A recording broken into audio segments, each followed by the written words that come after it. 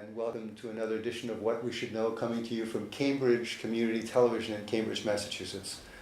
There is a lot to be said about the present political situation and how we got here, and the no behind us is in reference to that political situation. We have in an administration that is destroying systematically the basis for a civil society. The destruction is purposeful, being planned long-term, and is being executed by agents of the federal government, such as ICE, in which immigrants without misdemeanor or felony charges being arrested, incarcerated long periods of time, and extradited from the United States. This no is in reference to procedures like that and many others that I feel will follow. That's precisely what this no means. No to the administration that conducts itself in this way, no to the policies put in place, no to the misogynism, no to the xenophobia, and no to the hatred being produced by members of this government in the 100 days or nearly 100 days that they have been in office. Today, I have two guests here in the program, two experts in their fields.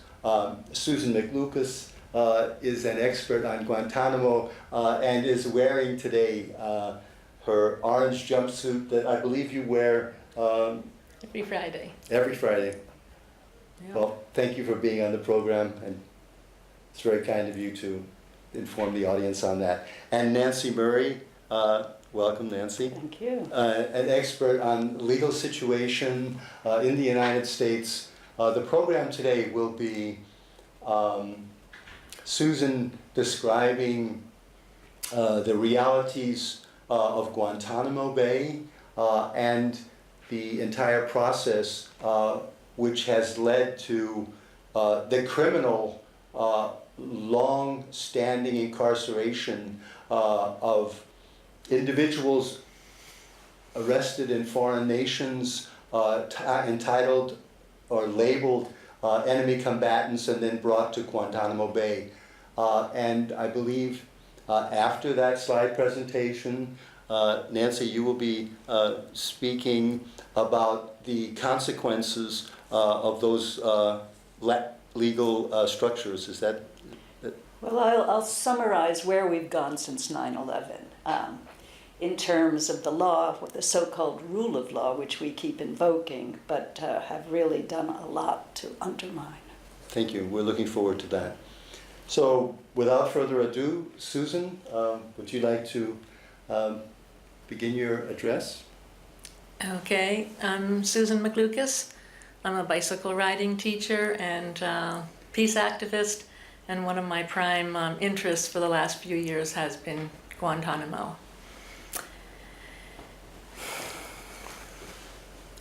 So, should we go to the first slide? Sure. The U.S. seized land for a naval base in Cuba at the end of the Spanish-American War in 1898, and has kept it ever since.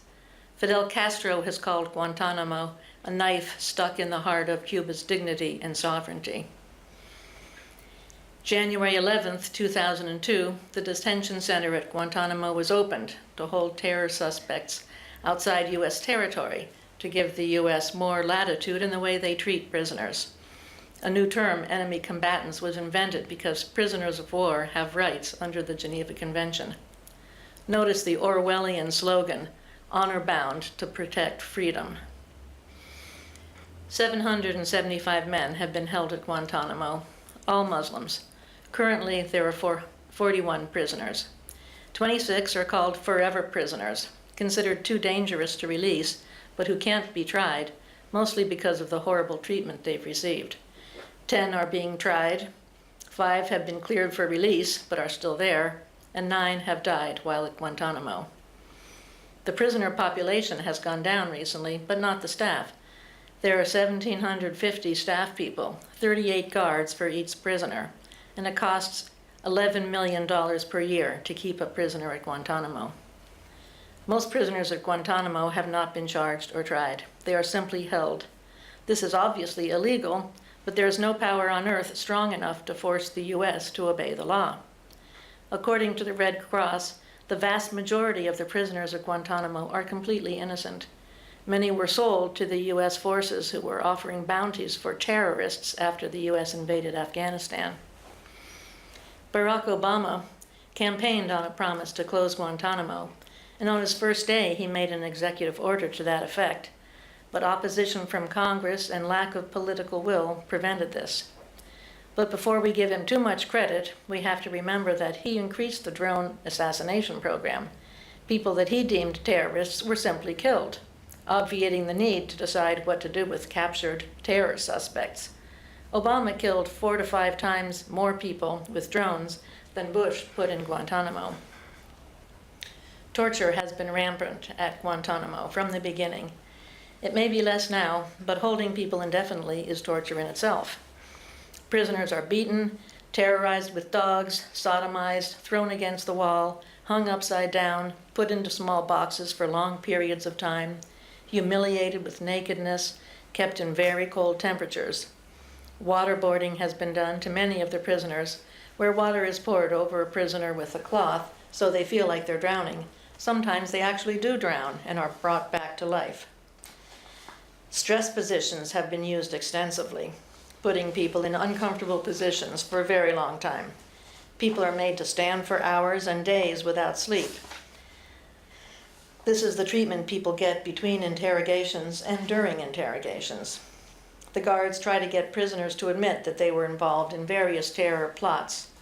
At some point, almost everyone will tell the guards what they think they want to hear to get them to stop torturing them. Many prisoners went on a hunger strike, and at one point in 2014, most of the prisoners at Guantanamo were refusing to eat. This is the only way they have to express their indignation at being held for no reason and being treated as they are. After a few days, the guards begin to force feed them, using much bigger tubes than fit comfortably down their noses. Force feeding is a torture in itself. This is the chair that they use. Abu Zubaydah is one of the 26 current prisoners at Guantanamo, classified as forever prisoners, although a number of them have been released after having been designated that way. The government considers these people too dangerous to release, but cannot try them. Either they don't have enough evidence against them, or the evidence they have comes from someone being tortured. Abu Zubaydah is the most famous of these prisoners. He's a Saudi citizen who fought with the Mujahideen in Afghanistan. The Bush administration claimed that he was involved in planning September 11th attacks, but the Obama administration admitted that they really didn't know. He was the test subject number 1 for the CIA torture program and was tortured more than any other prisoner. He was captured in Pakistan in 2002. For 4 years he was held in CIA black sites where he was tortured extensively, waterboarded, physically assaulted, sleep-deprived, confined in small boxes. He lost his eye from what the authorities call natural causes. Videotapes of his interrogations were destroyed by the CIA. The government realized at some point that he wasn't significant, but he is still at Guantanamo. Under torture, Zubaydah said that there was a connection between Saddam Hussein and al-Qaeda, the only reference to this connection. The previous year, not under torture, he had said there was no such connection. The Bush administration used this claim to justify the Iraq War. Lawrence Wilkerson, former chief of staff to Secretary of State Colin Powell, said that interrogations at Guantanamo were mostly not geared toward preventing future attacks, but toward establishing the link between Iraq and al-Qaeda. Zubaydah is the only prisoner to have gotten all 12 techniques of torture used on him. Before interrogators started torturing him, they wanted assurance that he would be held forever if he survived. Zubaydah filed a lawsuit challenging his detention in 2008, the judge has so far failed to rule on any of the motions of the suit, possibly because of the desire of the interrogators that he remain forever isolated and incarcerated. In 2014, the European Court of Human Rights ordered Poland to pay Zubaydah 100,000 euros in damages since Poland cooperated with the US by allowing it to hold him and torture him in Poland from 2002 to 2003. Zubaydah says that he will donate the full amount to victims of torture if he ever gets it. Khalid Sheikh Mohammed is a Pakistani who got a degree in the US and then fought in Afghanistan with the Mujahideen against the Soviets. His hatred against the US comes mostly from his disagreement with the US support for Israel. He was captured in 2003 and under interrogation, i.e. torture, admitted to a role in most of the major terror plots in the last 20 years. September 11th, the 1993 World Trade Center bombing, the Bali nightclub bombing, the murder of Daniel Pearl. Morris Davis, former chief prosecutor at Guantanamo, said that his prosecution in a normal court would be impossible because of the torture used to get his confessions. He resigned shortly after in protest of all the torture. Military commissions, which are being used to try Mohammed, allow hearsay as well as information obtained through torture. Military commissions are only used for non-US citizens, making them a system of legal apartheid. There are 10 men currently at Guantanamo who are being prosecuted in a very slow process. Some are being tried for other terrorist attacks, but 5 men are being tried as suspects in the September 11th attacks of 2001. Khalid Sheikh Mohammed, Walid bin Attash, Ramzi bin al-Shib, Azi Allah, and Mustafa al-Hassawi. All face the death penalty, but their defense lawyers are saying they are victims of torture and should not be executed. They challenge the legitimacy of the military commission system, the current conditions of the client's confinement, and the government's moral authority to execute them. The jury will be a panel of military officers. All 5 have been held in black sites for years where they were tortured before being brought to Guantanamo in 2006. The first phase of prosecution was a hearing in December 2008, at which all 5 defendants said they wanted to plead guilty and become martyrs. 2 of them were deemed incompetent to make that decision, and so the issue was debated at length, and no pleas have been entered for any of them yet. The defendants were arraigned in court at Guantanamo Bay in May 2012. Defense lawyers lodged many complaints to the rules of the proceeding. The issue of female guards touching the defendants was contentious and took a lot of time. It goes against Islam and also reminded the defendants of past sexual torture. Another defendant felt that the guards were tormenting him with sounds and vibrations in his cell.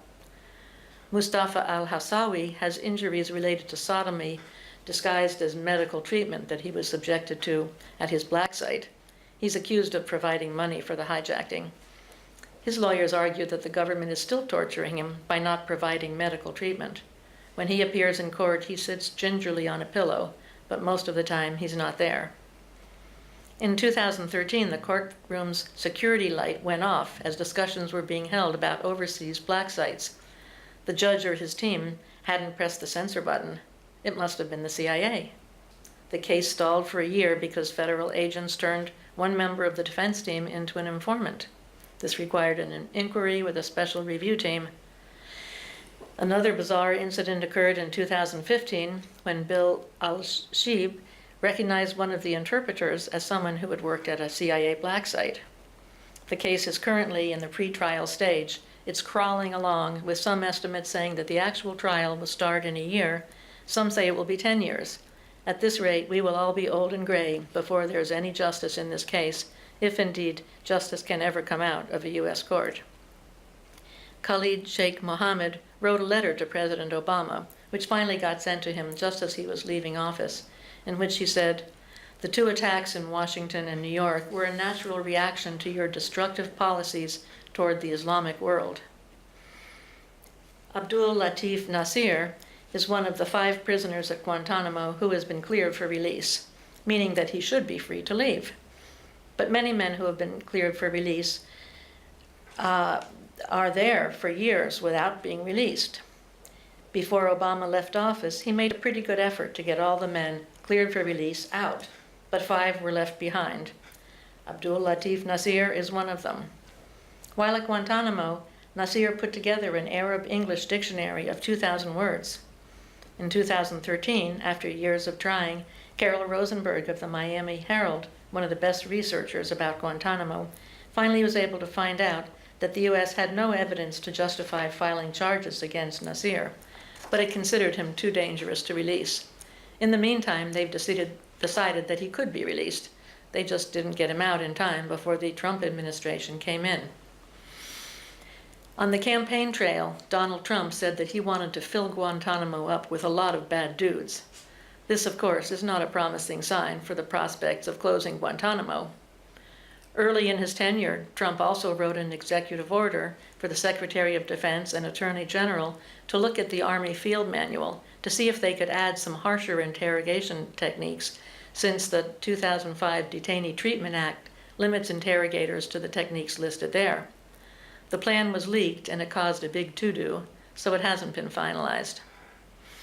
Attorney General Jeff Sessions was one of only 9 senators who voted against the 2005 Detainee Treatment Act.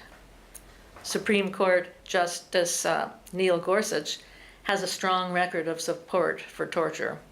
At the Department of Justice in 2006, he fought for indefinite detention in the case of Hamdan versus Rumsfeld. In that case, the Supreme Court ruled that military commissions were illegal, but then Congress reinstated them.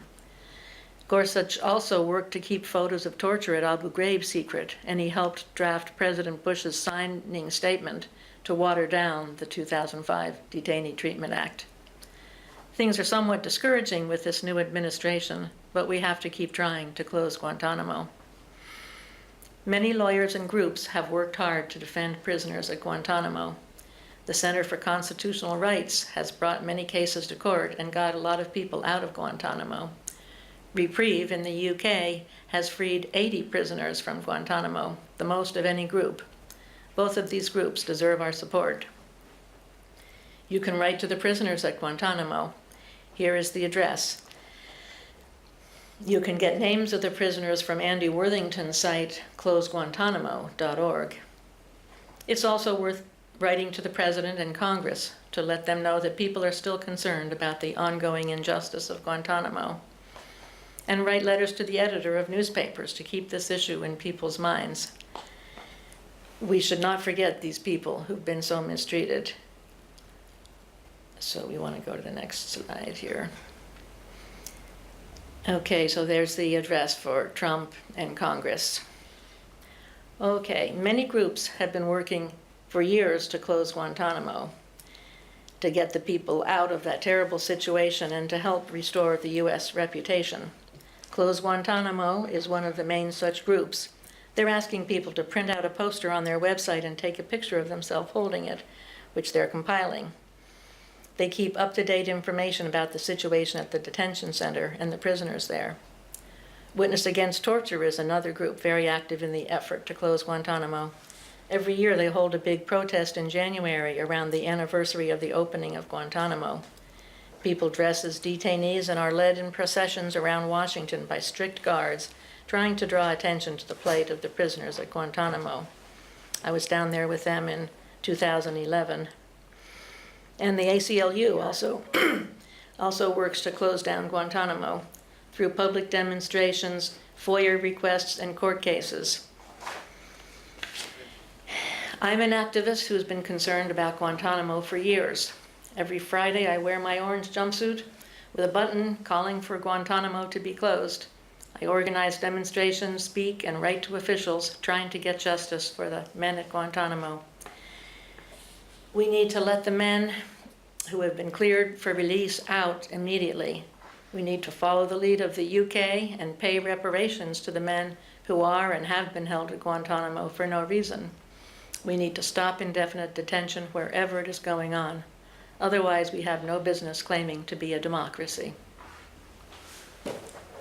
Susan McLucas, thank you ever so much. That was an incredible analysis of the heinous crimes being committed continually in the name of the United States Thank you. in Guantanamo Bay. Thank you. Thank you for the presentation.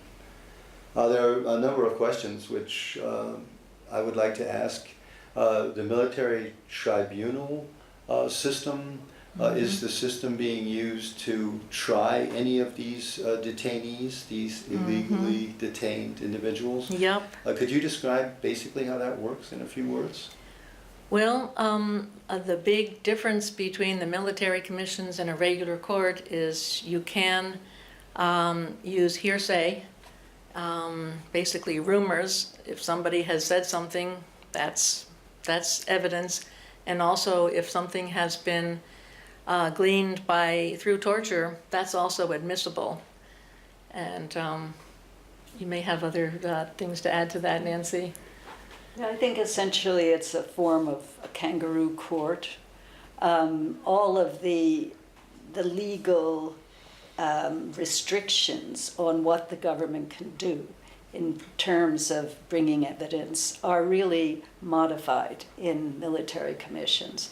And there also, because of this, there have been repeated efforts to stop the military commission. So when a trial, if you want to call it that, gets started, the lawyers for the defense are always being able to say, you know, that we challenge, because there is so much to challenge.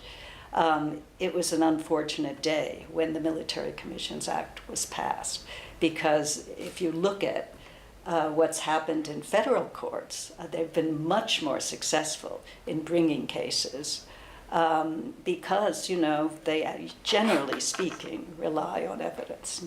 Not in all cases, but in many cases. I mean, some of the evidence has been manufactured, but I would say that if you compare the two systems, military commissions have not serviced at all in the so-called war on terrorism. Yeah. If I've understood you correctly, Nancy, you used the term a kangaroo court. My understanding is precisely that a trial in which justice is being sought and which evidence is presented that hasn't been acquired through torture or acquired through some type of repression of the person being tried is admissible, and this system would not stand up under any Supreme Court analysis. Is that the case? Well, it is supposedly also to be trying under military law. So one of the great injustices is that people are being tried who had nothing to do with military action for crimes, supposed crimes, like material support to terrorism, and this is not a war crime. And so it's just a real muddling of categories. You know, to have people in Guantanamo and to say, you know, someone who's been driving a car, perhaps for bin Laden, is someone who can be tried for a war crime? I mean, this just doesn't really make any sense under the way military law, domestic law function. So it's a complete ambiguous situation in which law is basically, the rule of law has been undermined throughout the war on terror, so-called war on terror, but we see it very sharply in the military commissions. Thank you. Yeah. Again, for the viewers that have just entered our program, this is What We Should Know, coming to you from Cambridge Community Television, and behind me, on the right-hand side, is a large no. This no is in reference to so much that we will be saying here today, directed towards a system put in place by judges, kept in place by judges, put in place by administrative actions, supported by legal experts, but completely out of bounds as far as the jurisprudence of the United States is concerned. Yet this site in Guantanamo, as Susan McLucas documented in her excellent speech and review of that system, this system in Guantanamo could receive any number of prisoners, United States citizens from any other nation in the world, and kept under those circumstances just by labeling them enemy combatants. And I believe there's already a law in place in which Americans can be arrested by the military, incarcerated without being taken to trial, and presumably then sent to Guantanamo Bay after being labeled an enemy combatant. But I believe I'm... The NDAA is what you're The talking about. National Defense Authorization Act, again, signed by President Obama, I believe, wasn't I mean, it? it's a little ambiguous what its really intention is, but I mean, if I could just give an example, I should perhaps introduce myself. Please. I'm Nancy Murray, and for 25 years I was Director of Education at the ACLU of Massachusetts.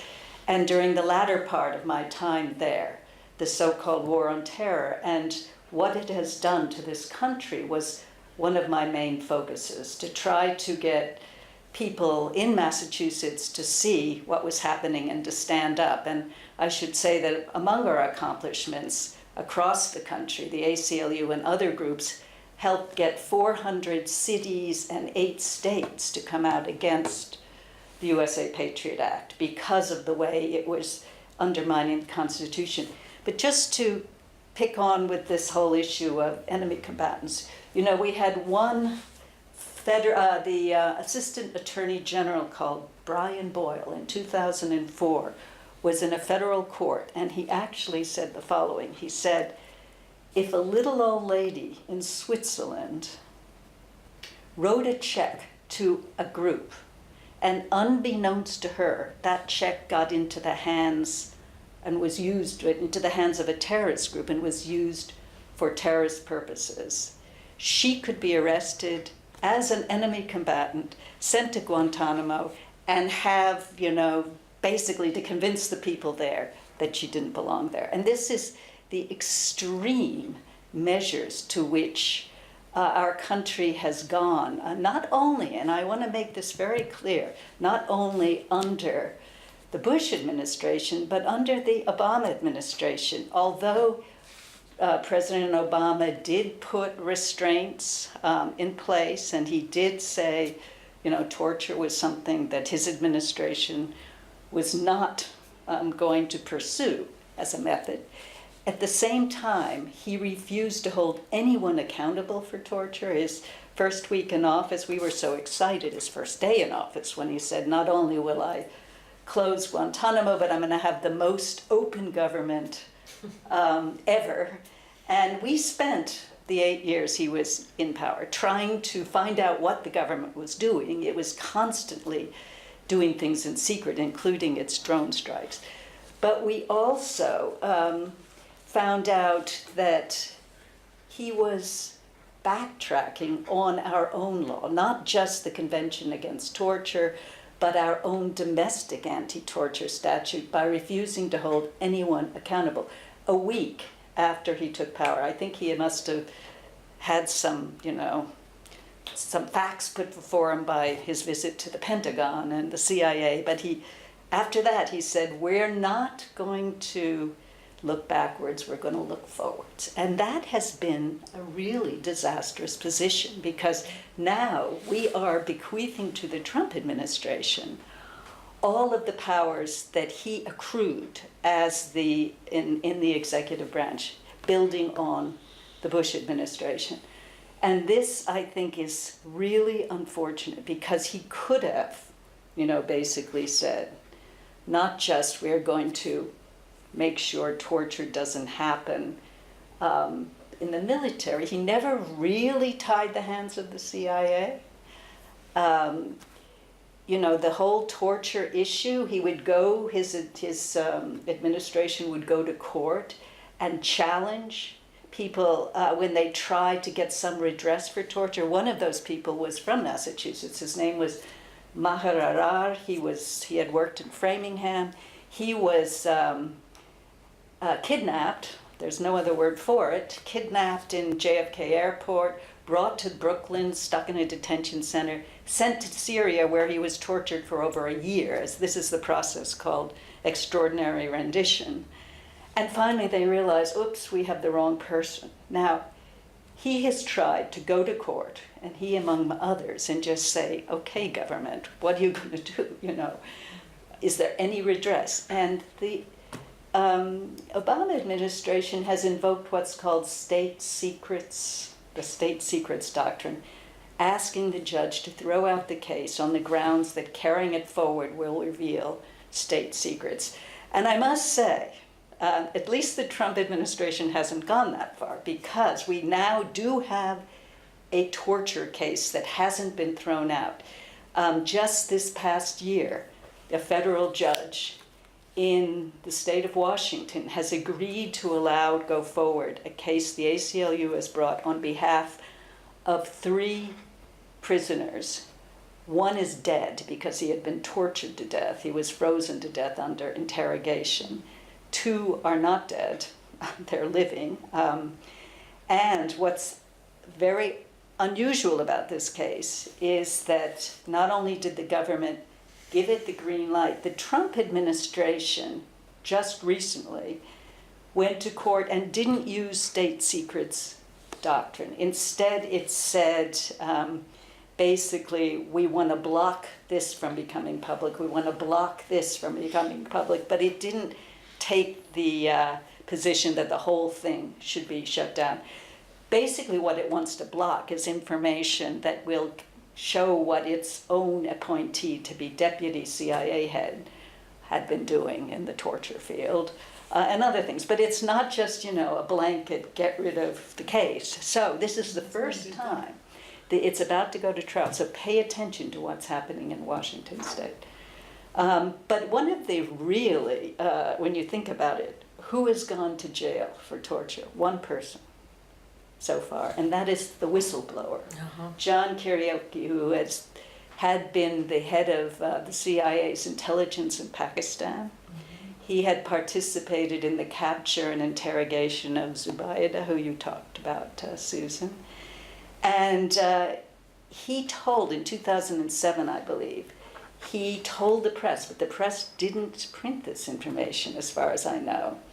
They did print this information. He told them that Zubaydah had been waterboarded. He said only once. In fact, I think it was 82 times.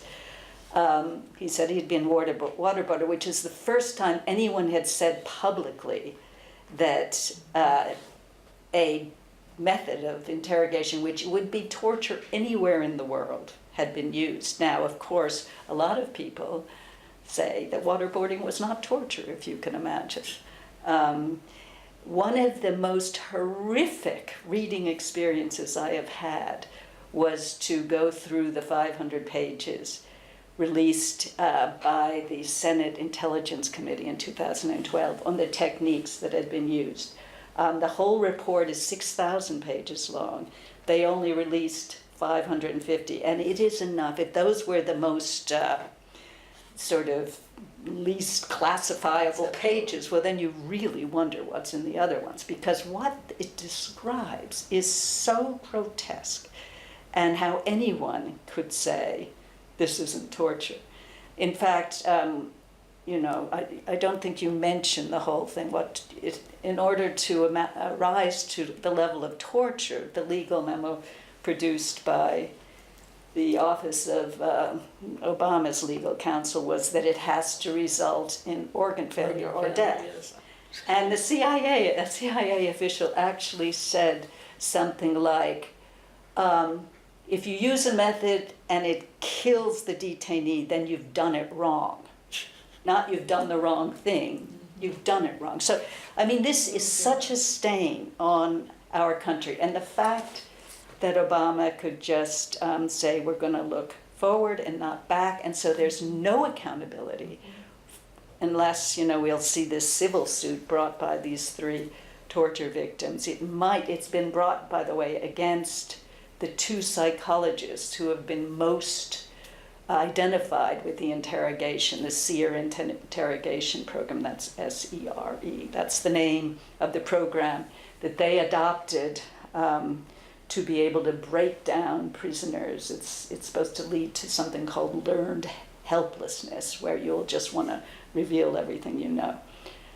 So those two, their names are Jensen and Mitchell. They are the plaintiffs. But, people like Cheney, Bush, all of the, The attorneys, his attorney staff. the Attorney General, all of those, Condoleezza Rice, all the people who knew about it, Colin Powell, they've got off scot-free. And we have given this whole ability for the executive branch really to do what it wants to the Trump administration.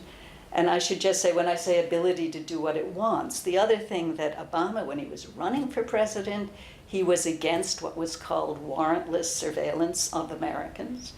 And I should just explain quickly that this was under something I bet no one ever heard of before it became public. It was called the fact that we had a secret court system in this country called the FISA court, which is the Foreign Intelligence Surveillance Court, and that you could get the NSA, the CIA, not the CIA, the FBI could get what are called FISA warrants, Foreign Intelligence Surveillance warrants, to spy on Americans. Now, this was totally secretive. The warrants were always given. It sounds like a really bad idea, but you have to understand what it came from. It came from the days when the FBI could spy on everyone without warrants, and that was the COINTELPRO program of the 1970s. And so this was Congress trying to say, hey, we have to put some standard in place. You can't just do that. But, okay, you don't want to have to go to a magistrate and get a regular warrant, okay, on national security grounds, of course. All right, we'll set up this secret court. We won't tell anyone about it. And you could go along and get a special FISA warrant. Well, it turned out that under Bush, they decided it's just too much trouble to get these warrants. And then the Patriot Act gave the ability to do things like just write administrative subpoenas, which mean you don't have to go to any court whatsoever, and you could use those to grab all the information you want from businesses and libraries, and they used them several 100,000 times. And so it's this kind of overreach which the ACLU was in the front line of trying to solve. The Obama, when he was running as Senate, claimed he was against it. As soon as he became president, he basically went along with it. Went along with what we would call warrantless surveillance, which later turned out to have been, we didn't quite know its scope, but we later found out from the Snowden revelations that it was, in fact, as broad as we thought it would be.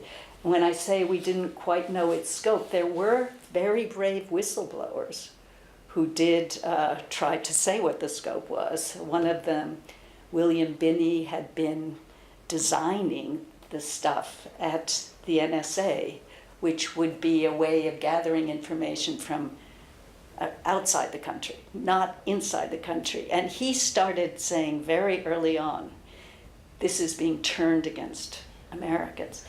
He, first of all, tried to get the NSA to stop doing it. He went up through that whole chain of command, but finally, he was a whistleblower.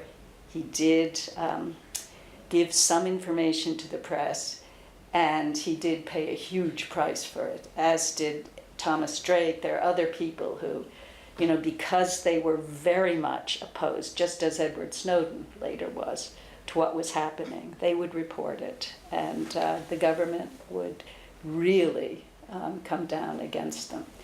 So, all of this has happened. Certainly I didn't ever dream that we would one day think and say that at the beginning of this century, we would be using all the techniques of totalitarian regimes elsewhere, kidnapping, torture, secret detention, spying on dissidents, spying on everyone, but that's what we're doing. And one of the things I'd like to say to Cambridge is, Cambridge has really taken a stand to try to keep people from being under the all-seeing eye of the national security surveillance state, and it's grown gigantically. And one of the times it's trying to do that is today at City Hall, because there is an ordinance called the Surveillance Ordinance, which is going to be discussed at City Hall, which is basically saying that before any new technology is used in Cambridge, any new kind of, say, facial recognition technology, stingrays, all these new this new gear which is being showered on local authorities by the Department of Homeland Security and so on, it would have to have a public hearing, and if the City Council after that hearing decides to go ahead with it, there would have to be accounting in how it is used after a year. Now the city manager is pushing back against this wonderful ordinance, but we're hoping that it will get passed in Cambridge. And there are other things that people here can do. One is in Massachusetts, there is a Drone Privacy Act, which says you need a warrant before, spying on people from drones. So there are things that are happening. We can't just allow, the complete loss of our right to privacy, civil rights, civil liberties, and our Constitution. So I hope people will be willing to get involved and fight back. Thank you so much, Nancy. It was terrific. I wouldn't know where to start, but I would like to ask Susan if you have a question that you would present to Nancy. I think I have a question we could talk about. Wow, All right. wonderful, Yeah, thank you. because I know that you have done so much work on drones as well. Mm-hmm. And the whole notion, I remember reading this in the New York Times and thinking, surely not, that on Tuesday, there's a day called Terror Tuesday, when President Obama and various members of his administration would get together and look at kill lists and decide who to go after with drone strikes. I mean, isn't that really surprising? That is what we learned, and it's, as far as I know, it carried through his whole administration. Mm-hmm. I hope that the Trump administration has not picked it up, but I know that they have only been more aggressive than the Obama administration, but maybe they figure it's not worth targeting people, just kill the whole village. I don't know. But, well, I've heard that he frightening. Doesn't take such a personal interest. He's more like let them go, right. Give them a good free rein so they can do what they think. At one point, President Obama actually turned to his aide during one of these sessions and said, "I'm really good at killing people." So he took a personal interest. Now, the thing about these lists is they get culled out of these giant surveillance databases like the Counterterrorism Center's database. Mm-hmm. And all this information, what once was stopped by public outcry was something called Total Information Awareness, which was a plan by DARPA, a defense research agency, to basically, in 2002 it was proposed, get all information from all sources on everyone and then use data mining techniques to find the bad guys. It's sort of like building a giant haystack in order to find a very small needle. And the guy in charge of it was John Poindexter, who was part of the Iran-Contra. Has a reputation of being a bad player. Yeah, definitely. At any rate, so there was an outcry. People said, "Are you kidding?" However, as time went on, it was then moved from Congress, which was supposed to basically legislate on it, and it was sent to the NSA. And so that is what they're doing. And so they've created the databases. We have these databases in Massachusetts. They're fusion centers. They're all linked all around the country. Mm-hmm. Suspicious activities reports get put into them. And the thing about these databases is that they then have automatic spotting.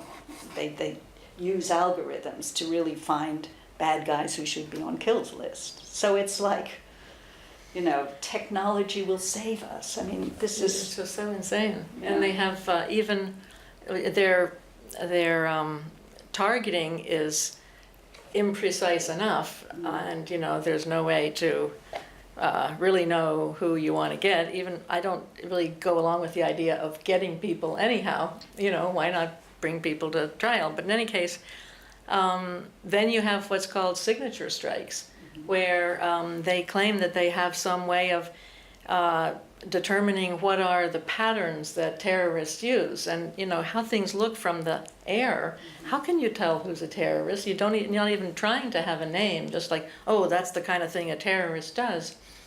We had a ex-drone analyst who came and spoke for our anti-drone network, and he was he finally left in disgust and outrage, but he said that he would go to his superiors and say, all these people really kind of look alike from the air. We don't even know sometimes if it's a dog or a kid. It's just something a little smaller, and we really can't tell. And the person, his superior would say, well, it's your job to know, and so you find out. I don't want to hear this talk about how it's impossible. And his conclusion was that they really don't care if they're getting the right people, and it actually seems like they're trying to make an endless war. They're not really trying to kill our enemies, as if that would be a possible way to end the war in the first place, but they're just trying to stir things up so that the war goes on, because they feel like this is their strong point. Keep our weapons manufacturers happy, and what a way to be known as a country. We're the people, strong in war and strong in killing random people. Yeah, I would add there was recently a report I saw that said there were more, according to this report, and I can't remember the person who did it, but it was carefully documented on the basis of the data he could get. More civilians killed by these presumably, or at least what they call, very precise weapons than in regular bombing strikes, which is, and we don't even know, what it takes. We don't know where these strikes are happening. It's like the world is the battlefield now. It used to be that you had to declare war, and there was territory in which the war was being fought, but now they can range far and wide. And one of the things that's going to come back to haunt America, I'm sure, is that other countries are getting these drones. Yeah. They're getting weaponized drones. And how would we feel if suddenly someone says, oh, I have an enemy there in, say, Cambridge. I think I'll just, use my dozen drone. people around them also get killed. Well, it's war. You can't help it. Yeah. So our guests today on what we should know are Susan McLucas, an expert on Guantanamo. If you missed the first part of the show, it is be wonderful to go back and get a look at that. Excellent presentation. And Nancy Murray, director of the ACLU for 25 years? Yeah, no, not of the ACLU. I was the education director. Thank you, the educational director for ACLU. The sign behind us here with no is my idea of saying no to the Obama administration, to the extent that as a constitutional attorney, as editor of the Harvard Law Review, as an instructor for law at University of Chicago, as President of the United States, Barack Obama did absolutely nothing to put the rule of law back into position in reference to Guantanamo Bay, in reference to drone strikes, in reference to the indiscriminate killing of thousands of innocent civilians, to completely saying no to the long tradition in the United States of a trial by jury. The no is also in reference to the present administration, to the hatred, racial hatred being brought forward to the incarceration and extradition of thousands, not to mention that the Obama administration incarcerated and extradited, I believe, 2.5 to 3 million. Is that statistic correct? Extradited. Well, sent them back Deported. to deported. I'm sorry. Yeah. I'm sorry. Yeah. Oh, they're many, many. deported, yes, 4 million. I'm sorry about the Yes. term extradited. Yeah. Yes, it was deported then. He was deporter-in-chief. Yes. Deporter-in-chief, right. This no is in reference also to the science industry, the industry in the United States that researches and develops new weapons, that creates patterns of development within universities, within research departments, manned by scientists who receive a good salary, who contribute to the research necessary to perfect and develop these weapons, and to the call to these scientists, which went out on Saturday with hundreds of thousands of individuals throughout the United States, mothers and children. Right here in the city of Boston, there was a child carrying a sign, "Make the earth cool again," meaning in reference to global warming perhaps. But the reality is this call is being put forward to the scientists to inject a moral criteria into the work they are doing. This is the criteria that was put forward in the Nuremberg trials that went on at the end of the Second World War, that anyone conducting research or being called upon to do something illegal has the right to say no to that. We have forgotten completely the decision that was made at the end of those trials in, I believe, 1947, documenting the necessity for individuals to exercise moral criteria when being given an order to follow. That is what the no is basically for in the state. What you were saying reminds me of what I've heard about weapons development. It seems that the new thing is going beyond drones, where you have someone very far away, not really able to see, but making their best guess as to who to kill, to actually getting the weapons themselves that can recognize what's supposed to be done, and the machine will decide who to kill. Mm-hmm. That's the new thing. They call that autonomous weapons. No, they're already being tested. Yeah. In reference to both of your positions, there's something I think that we've mentioned here on this program. There can be no question that disregarding the consequences of global warming, as it is being done today by the present administration, does not nullify the effects of global warming. Global warming is going to take place regardless of whether or not the present administration in the United States recognizes that it would really happen. And I believe that the moral position must be for Congress, for scientists, to take an active role in making it clear to their students, making it clear to their legislature, making it clear that they, as scientists, will take a moral position in reference to the work they're doing, a moral position in reference to what they say, because the consequences of disregarding global warming are horrific beyond any imagination. Disasters. And war is one of the main contributors to global warming. I believe it's true. So we can have kill two birds with one stone by stopping war. We can save the planet and save all the people that would be killed in the war at the same time. We have just a few minutes. Could we have some closing remarks in the last 2 or 3 minutes? Just following on from what you just said, Susan, I think that the most critical thing we need to do now, in order to be able to stop war and to stop all of these horrors, is reinvigorate our democracy.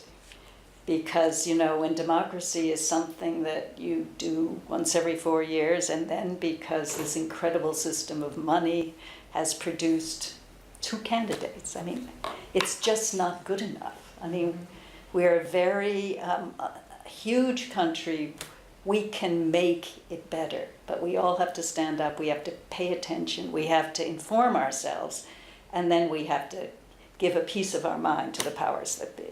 Yeah, we really have to all get involved, find a way to raise our voices. I'm involved in a weekly peace vigil at Park Street Station, where every Saturday, 1 to 2, for the last 18 years, a group of peace activists has been out speaking of the important issues of the day, and anyone is welcome to join that. There are lots of other people doing similar things around. There need to be many more. There has to be a big groundswell of opposition, and it was great to see all the big protests after Trump was inaugurated, but we have to find a way to keep it going and really target it to be effective and make some real changes before it's too late, because you know, if we keep on going the way we are, literally the world is going to end and we'll all be underwater, and it'll be a sad memory if The there's nuclear anyone to weapons don't get us blame. And first. yeah, the nuclear, it's Yeah. terrible. Nancy Marie, thank you ever so much. Susan Thank you, McLucas, Tim. it's been excellent. you. Thank you ever so Yeah. much for coming on the show. Thanks for having me. And Appreciate it. I appreciate it. Okay. Thank you for tuning in to What We Should Know. And it'll be on YouTube if you'd be interested in